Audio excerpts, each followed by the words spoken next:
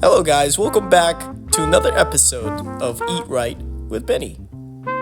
Coming at you live in San Diego, we have a special guest tonight. Yes, hello everyone. I'm the main curator to the chip sandwich, as you can see here. This was part of my favorite part of the production is the chip sandwich. Here you are with the chips. Yeah, that was a good reference coming back to the main roots of what started it all, was the chip sandwich. Yeah, absolutely. You always got to keep in that extra slice of bread in your back pocket.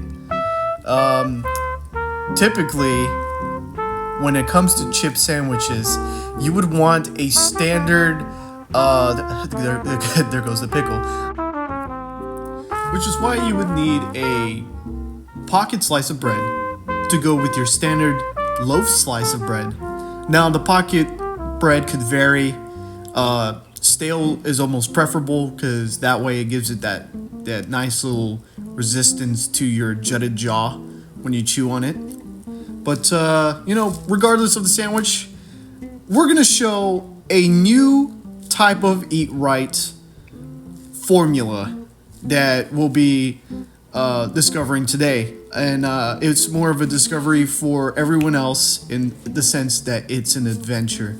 Now, you'll see that we set up our table tray of assorted ingredients here. Now we have here pozole broth, pretty good. Just good.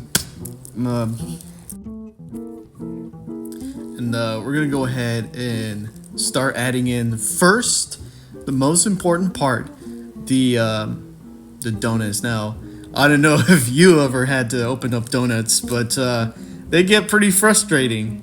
They do get pretty frustrating. Now, what do you think about these coal-like substances that just came out of this box here? So, I thought it was an amazing idea how you add something as simple as donuts to a soup. Now, I hear the excitement in your voice. Now, I understand. This is why you don't want to overflow the pozole with a huge chunk of the donut. You gotta be able to slice it down so that every bite is a subtle sort of donut flavor. Now, I understand that, we're not trying to get too fancy here, but much like the cocktail is naked without its orange peel or its orange rind, we're gonna add in we're gonna use the other half here to add in a decorated portion of the donut. Now, what do you think of this decoration here? No, it's amazing because it's just like you added 3 slices there, and you will see by the end of this film 3 spoons. It's kind of almost poetic in a sense. We had to speed up the process, obviously, because, it would take a lot of time. But, we add. If I wanted to add in real quick, look at the crust on this pretzel, like baked to perfection. Oh yeah. We did this much earlier out in the field yesterday, in the backyard actually. There it is. Like, can't get any better than that. So we're gonna go ahead and take a pinch, or we're just gonna dump the whole thing in there. What do you usually? So for this sort of dish, you and I have equal parts in this. What do you think was the best part of assembling this foundation here? So honestly, I kind of liked the absolute levels that we had for. Obviously, we went from the foundation up, and usually other people will just toss shit like all mixed up all together. No, yeah, not like us. Exactly. And you know what? The absolute genius. So you see here, this was part of the cleanup was pretty quick. We have everything assembled. The milk was the final touches, and there you go. You have a pozole donut milk, Snyder's hot sesame fucking sauce pretzels. She's excited. She really loved it. She loved being able to experience that whole thing. And look at that. Yeah, I wonder who's coming up to experience the full flavorful bowl of this creation here. Now, what was going through your mind when you first saw this? now there was a lot of emotions going through my mind when I saw this absolute creation. I mean, first bite, just bunch of flavors all mixed into one. The final touches was that creamy. Yeah, how was that milk in there? Yeah, pretty good.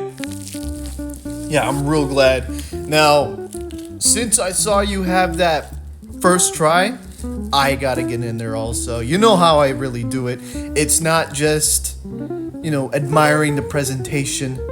It's also getting a hold of that presentation, making it what makes that dish, and destroying it completely. Just putting it right in my belly, my tum-tum. Now, having eaten that garnish give me the wrong mindset, first of all, because I did forget something.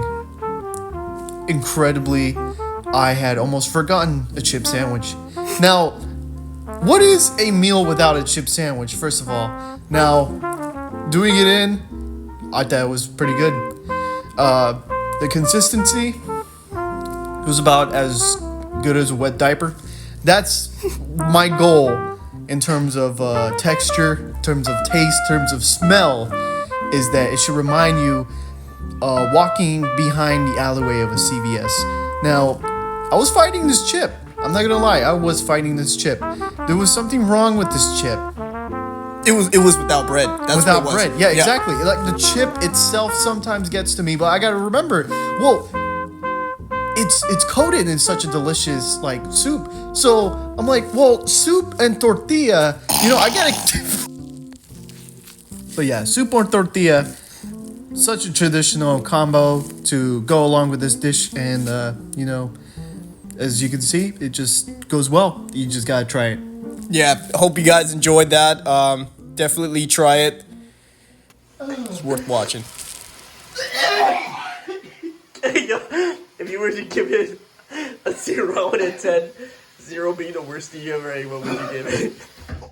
Dude, it's like trying to eat dog shit. Like puke.